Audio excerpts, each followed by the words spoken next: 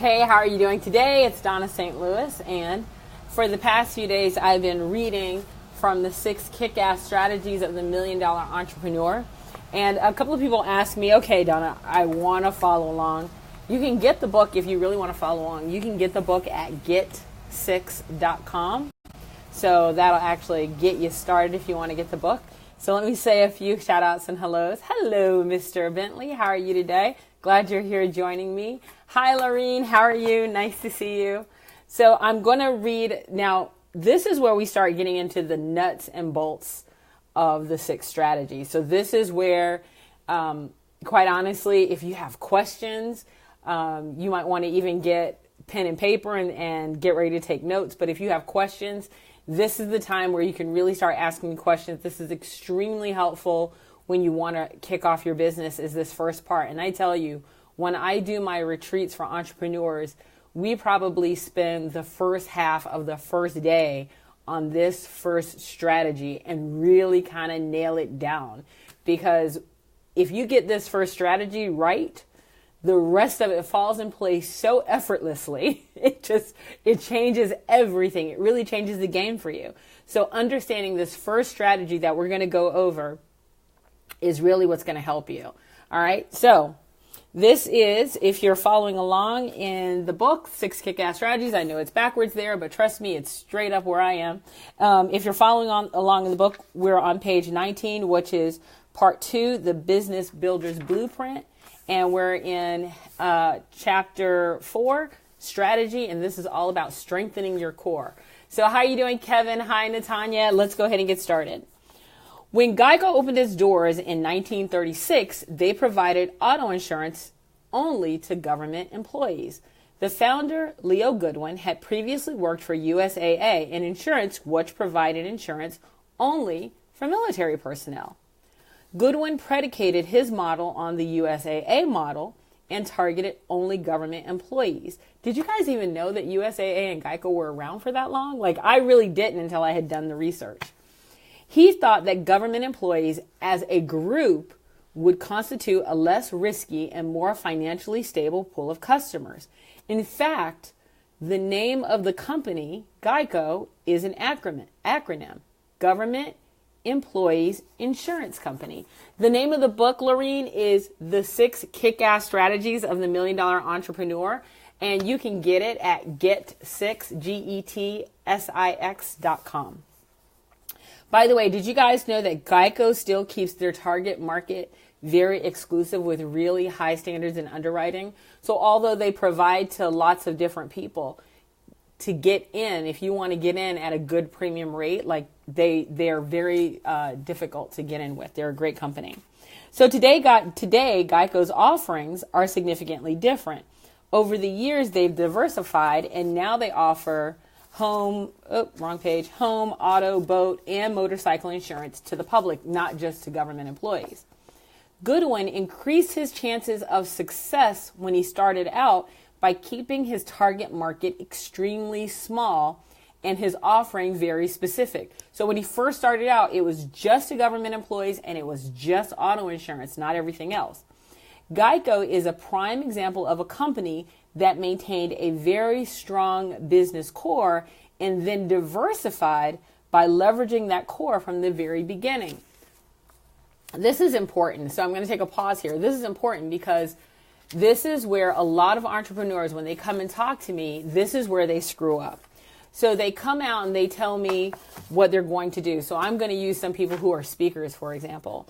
They'll tell me they talk about customer service and marketing and leadership and dog walking and entrepreneurship and mindset. And the list just keeps going on and on and on.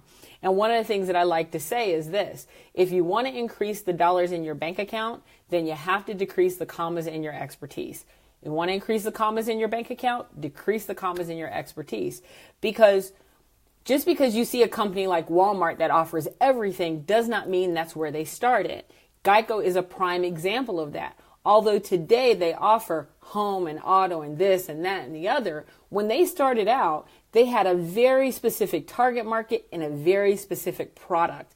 Until they had a really strong hold in that target market, they did not diversify.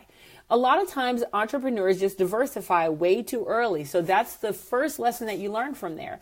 Don't diversify. Have a target market and a niche when you're starting out. Okay, so we're going to talk specifically about the core strategy or the focus strategy. And I actually did a picture here. So this is what, let's see if you guys can see this. This is what the blueprint looks like, right? So you have focus, funding, future, and function. I hope this is actually straight where you guys can see it because I did it reverse for myself, right? So we're looking at the one that's focused right now, and that is the core of your business.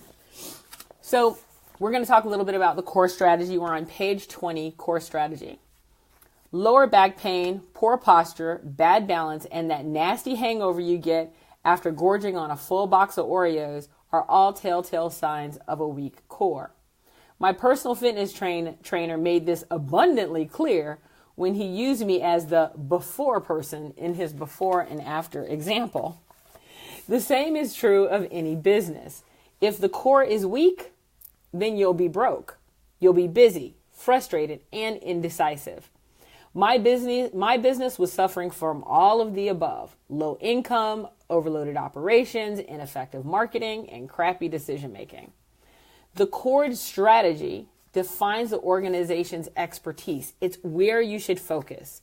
It's your target market, your expertise, and the offerings used to deliver that expertise to your target market. The core of my business needed strengthening, and if it was going to be ready for bikini season, or at least a cover up to wear over the bikini, I had better get started. So we're going to specifically look at this. This is the focus of your business or the core of your business. And I hope you guys can see this. So this is the focus of your business or the core of your business. And this is what we're going to look at right off, right? It's the expertise, the target market, and your offering. So let's start with your expertise. So this is page 21 under your expertise. The first step to define my expertise, this was the first step to define my expertise. Not to brag here, but like everyone else with an IQ over 50, I thought I had too much expertise to choose from. How could I pick just one? I was a certified Six Sigma black belt. I was a project management professional. I was an excellent trainer, a keynote speaker. I built and sold a very successful business intelligence company. I could tie my shoes with one hand, and I could belt out an amazing tune in the shower. But only in the shower. Like, let's not get it twisted.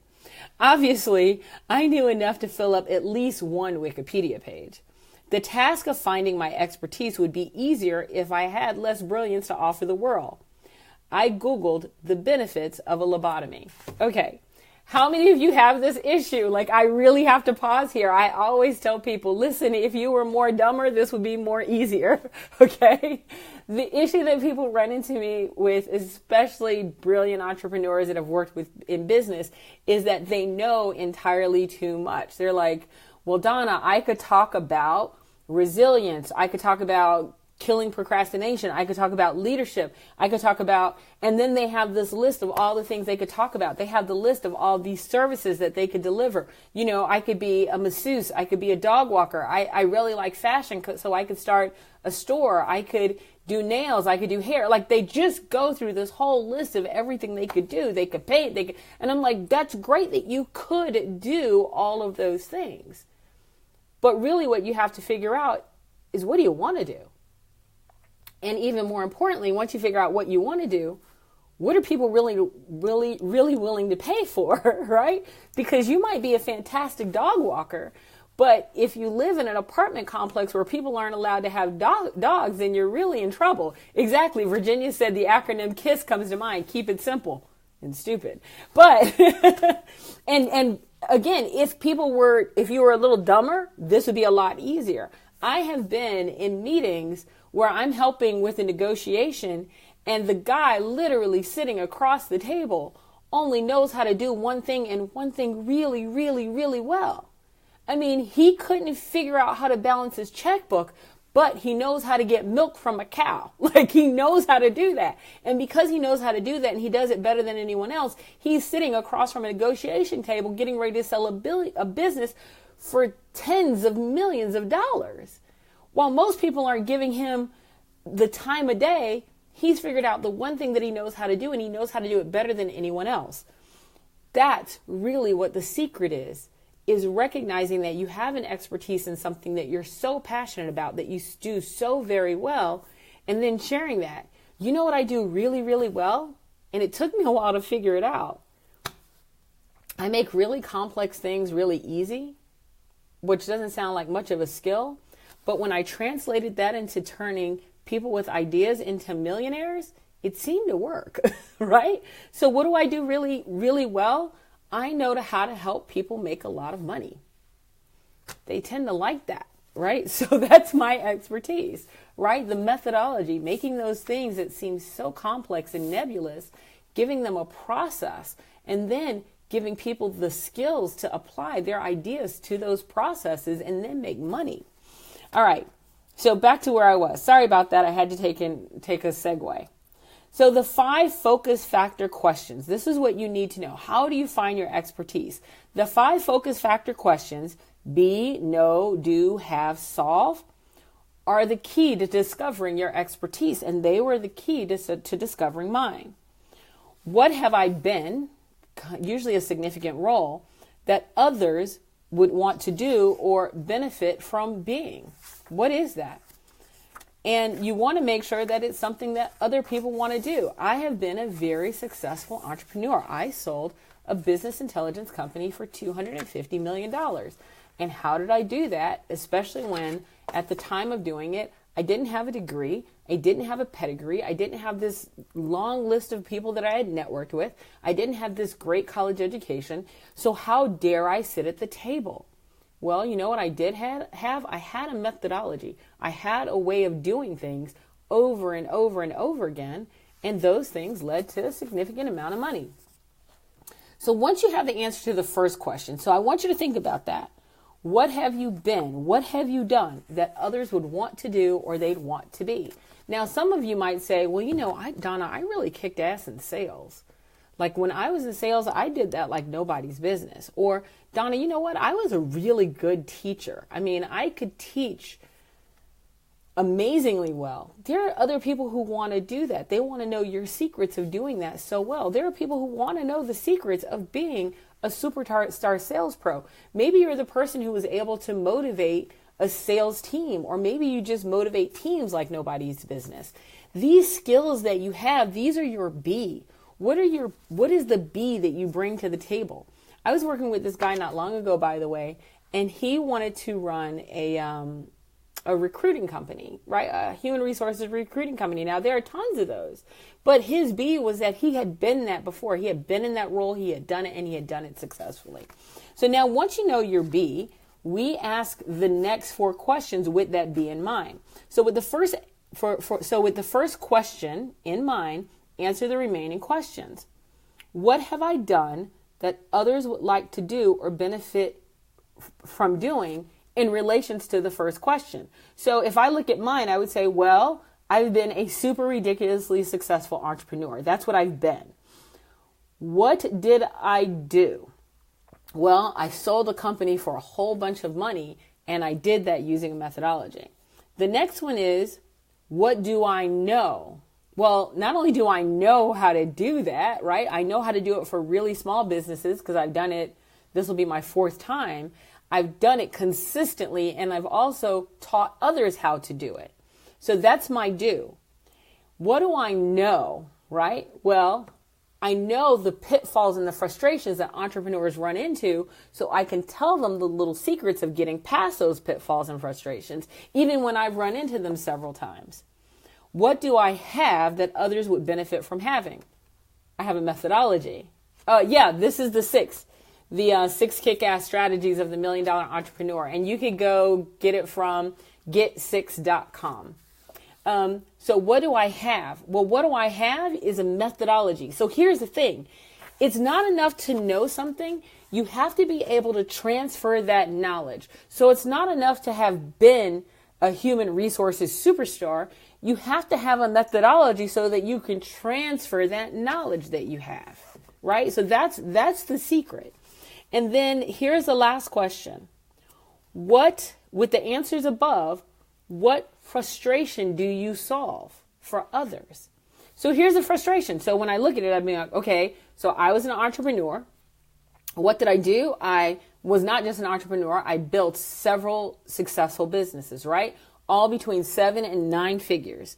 Then what do I know? I know how the frustrations and the pitfalls that other people might fall into. And so with that, I create a methodology or a process so people don't run into those pitfalls. And so with the answer to those questions, what problem do I solve? I solve the challenge of going from idea to actual implementation and starting a business and then growing that business in a very strategic and tactical way that is methodical, that you do these things and you get this result. So it's not just pie in the sky promises. It's not like I'm going to give you $1 million worth of information. What will you do for it? No, it's how do I make that happen? And so I want you to think about your stuff. What is your be, know, do, have, solve? That's where you get your expertise from. Okay, so I pondered these questions and came up with the perfect answer, which I already shared with you guys, followed by, wait for it, a new answer the next day, followed by a different answer the third day. By the end of the week, by the way, I was back at the first answer, sprinkled with elements from the second and third answer. Remember when I said if your core is weak, then your decision making will suffer? Yeah, that was happening.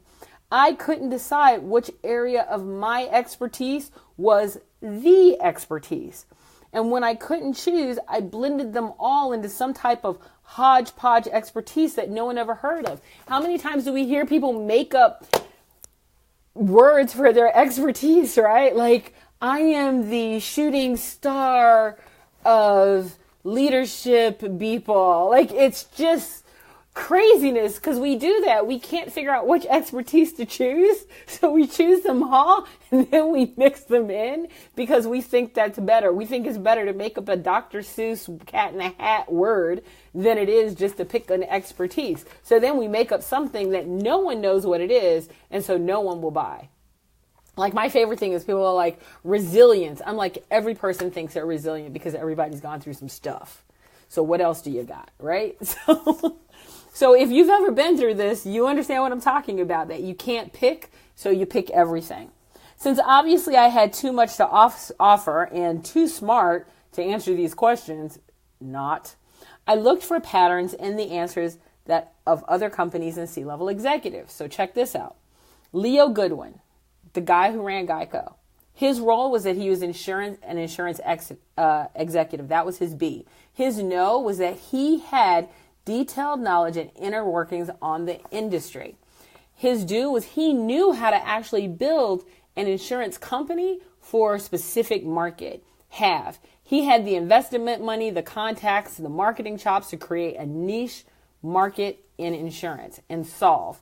Well, for the customer, a lower cost insurance without low cost service. And he also knew how to lower his risk. For his business, the challenge of keeping long-term customers in the insurance industry was not a challenge because he knew exactly who he was going after. So that was his be, know, do, have, solve. Here's another one. So this one is completely different from anything else. Broward County water utilities. What is their be?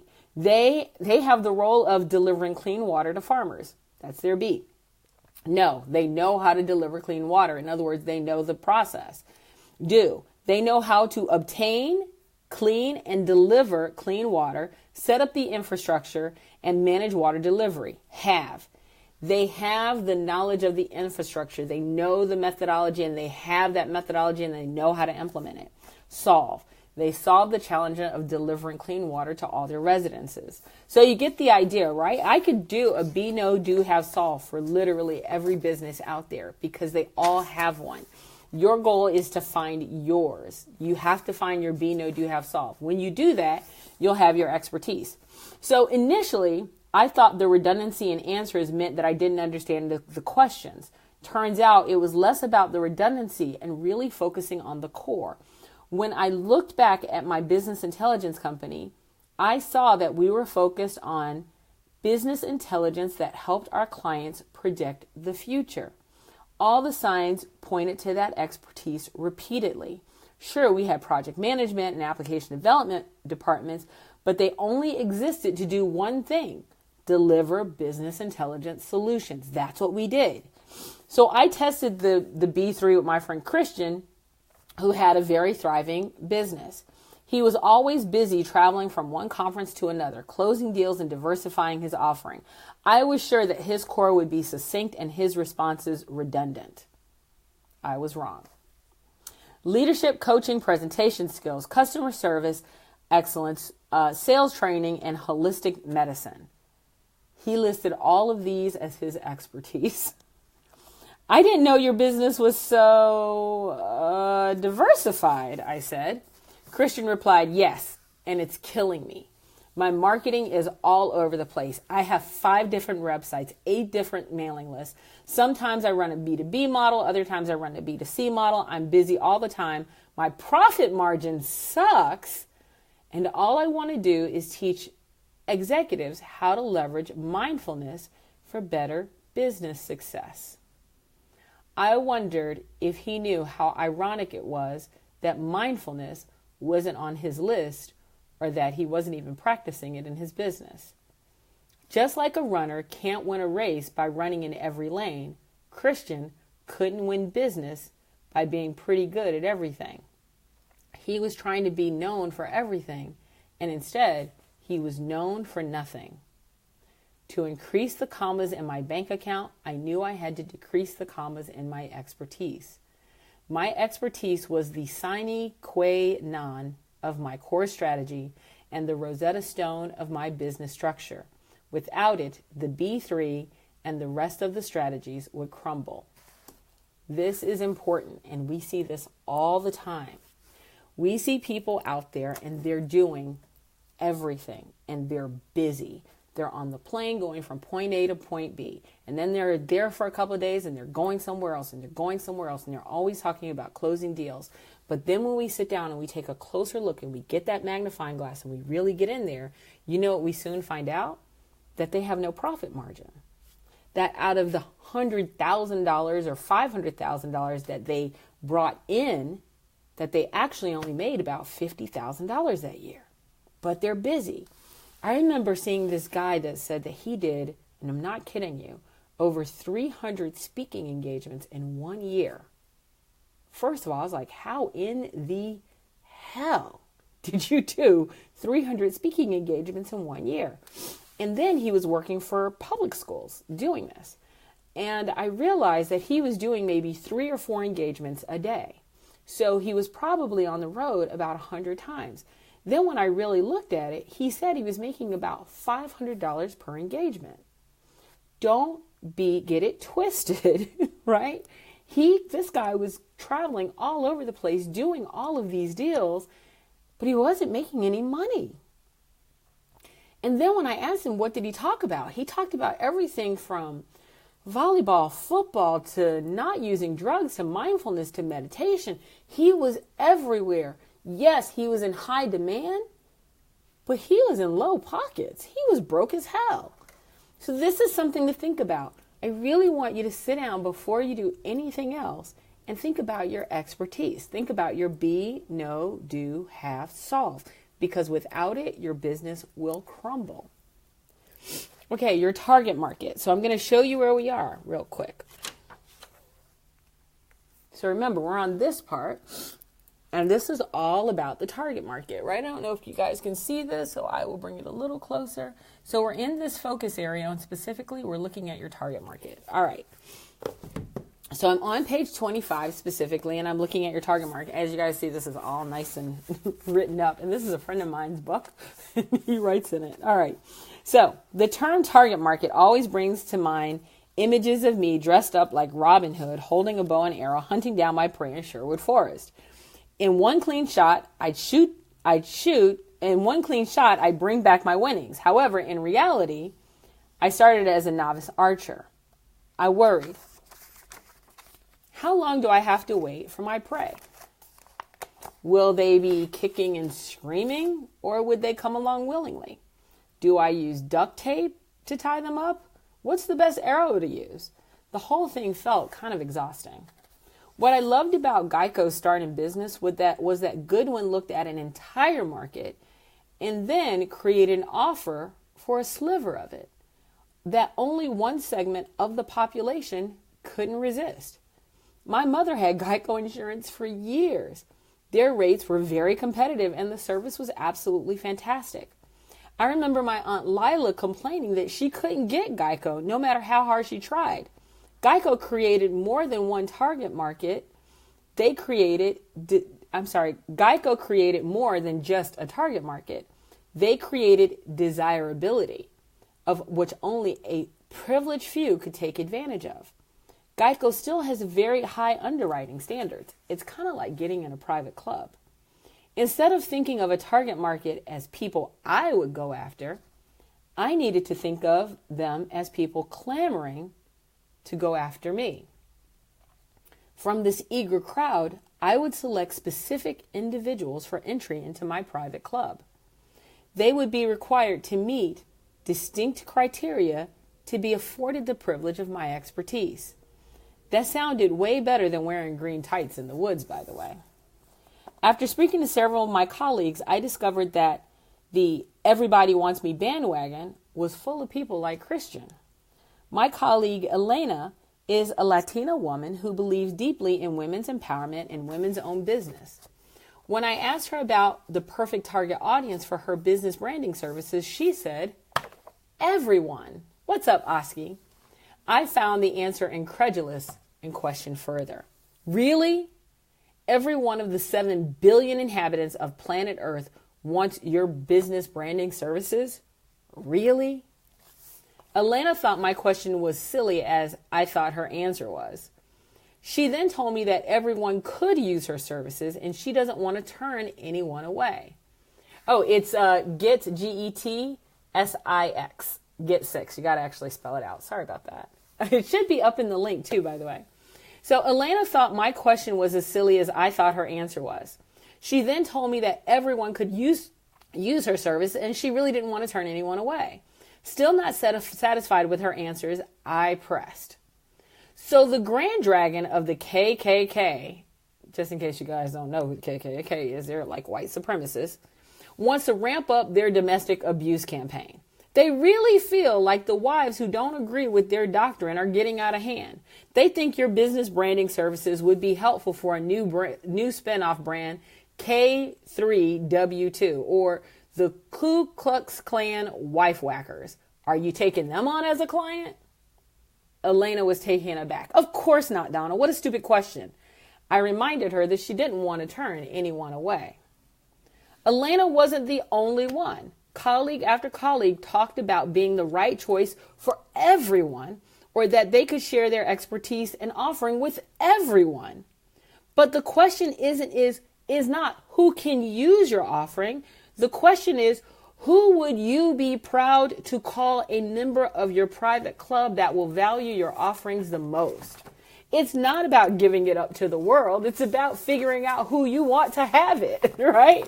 And I'm going to use this as a perfect example. Okay, so I do this retreat, and there are a couple of people on here that have actually been to retreats that I've facilitated.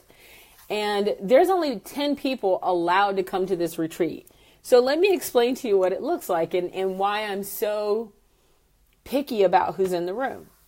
So I put on this retreat probably about 4 times a year.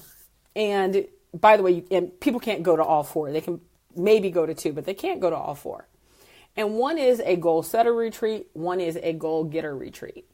And so the first retreat, when we put it on, it's in usually this 8,000 square foot, 14 bedroom mansion. Like every room is a king ensuite, gorgeous room. It's, if it's going to be in the winter, it's usually in somewhere near Orlando. And just this giant house, beautiful backyard, beautiful pool, great hot tub, the whole resort experience. Bring in a private chef And we're there for the actual retreat is 2.5 days, although I'm there for 5. I'm there a day before and a day after. And even though there's 14 bedrooms, only 10 people are invited. Only 10 people are allowed to come.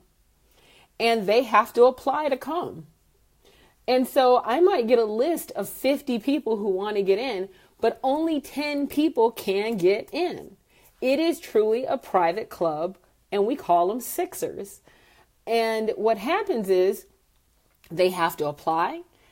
I literally do a background check on them. Even though, they're going to be in a house with me for 2.5 days. I might not want to hang out with everyone for 2.5 days because everyone isn't my target market for 2.5 days. So quite honestly, we hang out at night. We might, I don't drink, but people have drinks, they eat, they have fun. We work during the day. We play really hard in the evening. We do one-on-one time. We have hot seats. But people walk away with literally $1 million worth of knowledge that then they're going to go implement. So one of the things that's really important is that people are willing to go and do the work after the fact. And we set up accountability groups, and they can't be people who are just a pain in the ass to deal with. So I want you to think about this. There's only room for 10 people. If I said, he goes, plus they might not be fun. Robert, exactly. And by the way, Robert's been to it, so he's always invited. And he has a very thriving business, right? So it's one of those things where we want to make sure that the people who are in the room are the people that we want to be in the room. So it's not for everyone. The problem is with having a business where you go, oh, everyone is my target market. Do you really think that I want to be in a room for 4 nights with everybody?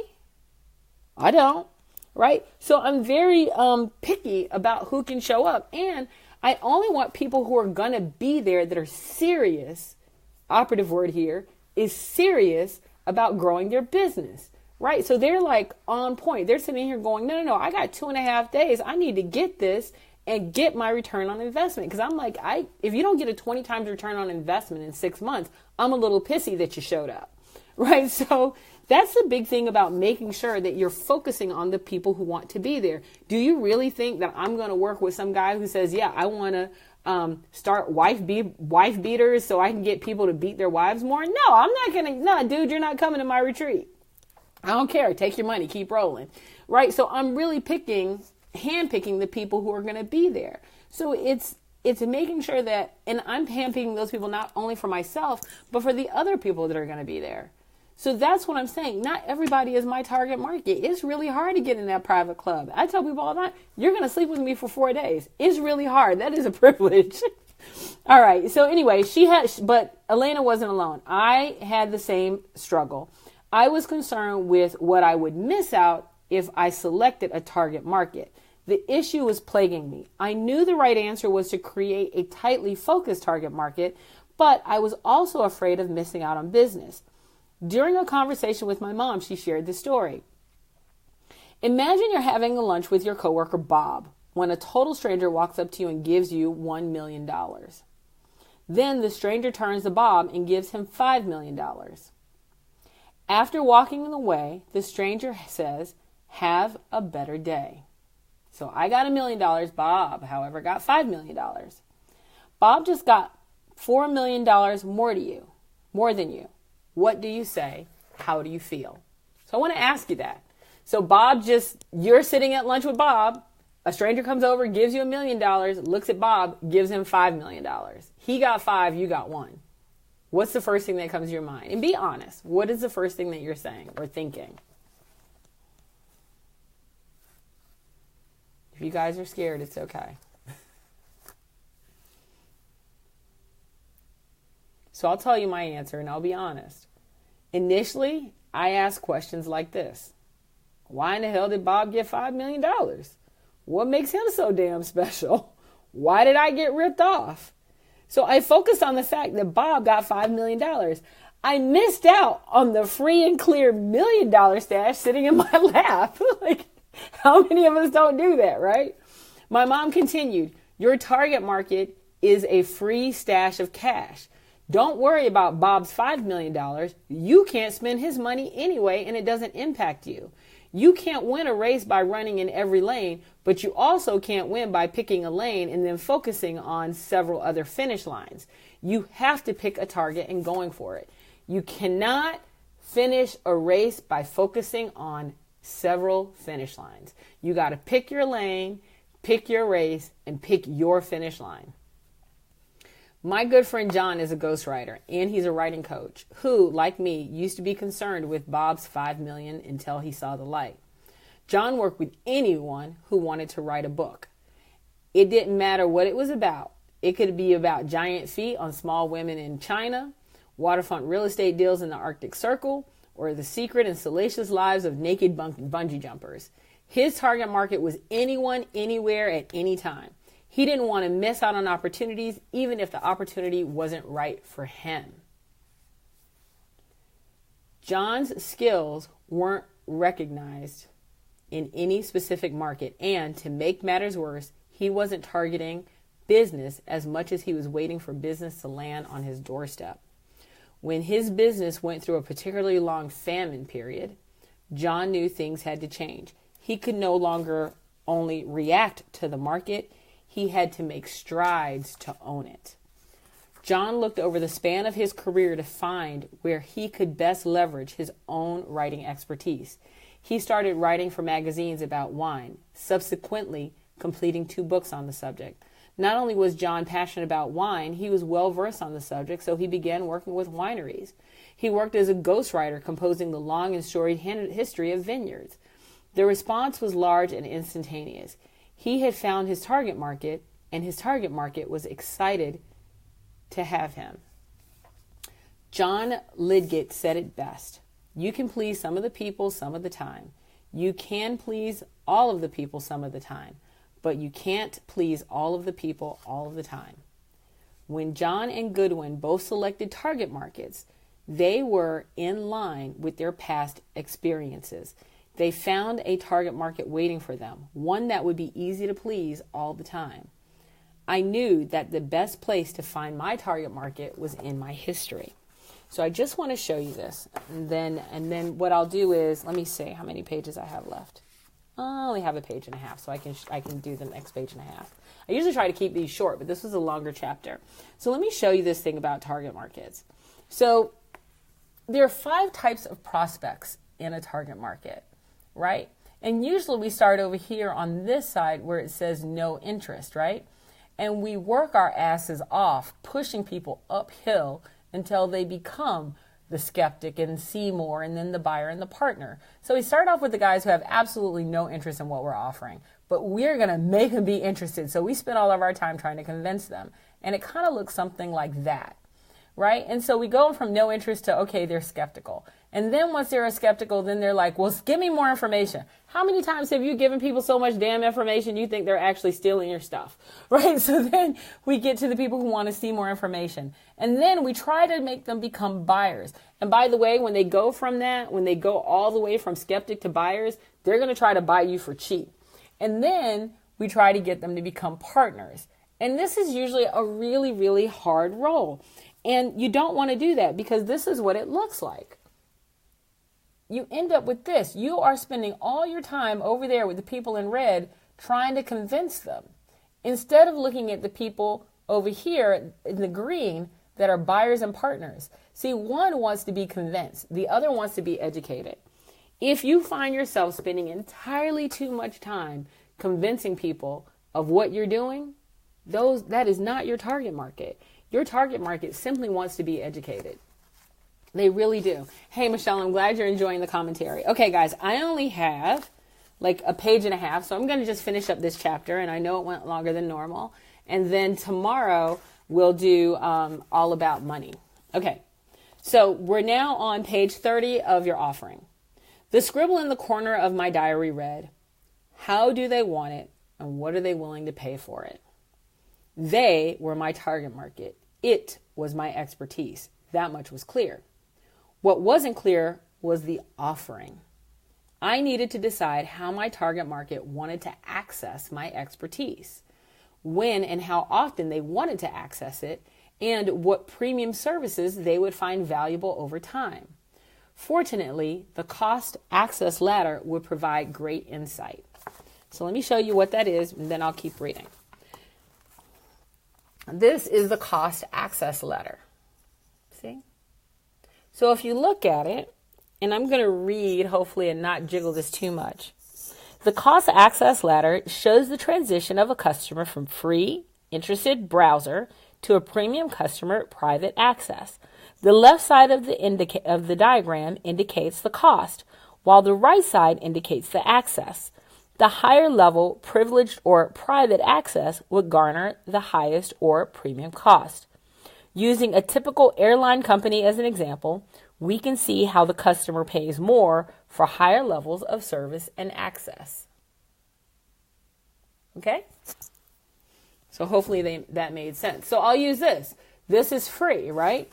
But if someone wants to sit with me, if someone wants to sleep in the same house with me for 5 days and they want to bring someone along and they want to do the whole resort thing, for one person, it's $4,200. For two people, it's $6,000, right? But that's the cost for that. If someone wants to do private coaching where I literally coach their business to go from 0 to whatever, that's $24 a year. So it's very specific in regards to the more you want to have access to me on the phone 24 hours a day, 7 days a week, there's a cost for that, right? The more private access you have, the higher the cost is. And it should be the same for you. If you're delivering information that delivers an ROI, there should be a cost to it. When you first initiate interest or purchase, the cost is free for customer service online air reservations. But as you'll notice, things go up. There are smaller fees. The fee might be your email address. The fee might even be paying for first class access. So for a small fee, some airlines offer subscription deals and upgrades. For example, if a customer signs up for the airline's email, the customer will get a free checked bag or access to special deals. The cost in this case is the customer's information, while access is early access to premium deals. Customers can further upgrade and enjoy early boarding or priority service or larger seats in business class. If a customer is loyal to the airline and has accumulated a predetermined number of miles or paid for first class, they will enjoy the higher level of seating, service, and lounge access. This access, however, is limited to a very few who've paid for the privilege. I felt prepared to work on my core strategy. And after 4 months, 3 weeks, 2 days, 18 hours, and 19 minutes into a sales drought that didn't have an end in sight, I nailed it. The core of my business, the focus, finally had the kind of clarity that I needed to move forward. I knew for the first time ever exactly what I sold, to whom I sold it, and how they wanted me to deliver it. Now I was ready to make some real profits. All right. So that was all about your focus. That was all about your core. Tomorrow we're going to be talking about strategy.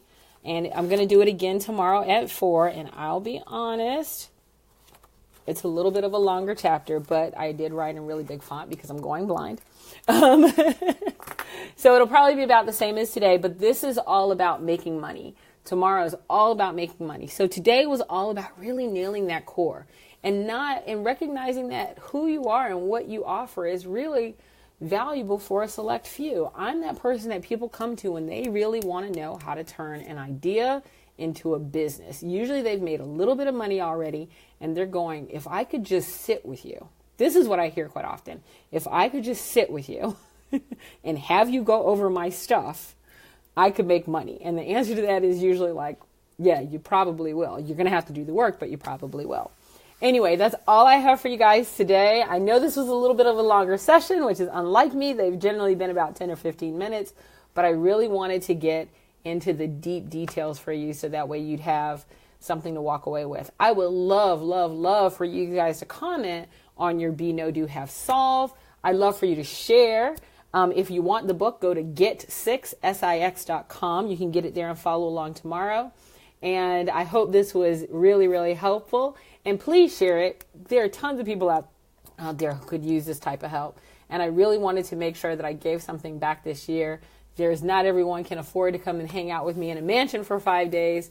But for those people who can't, I wanted to give something back that could get you started.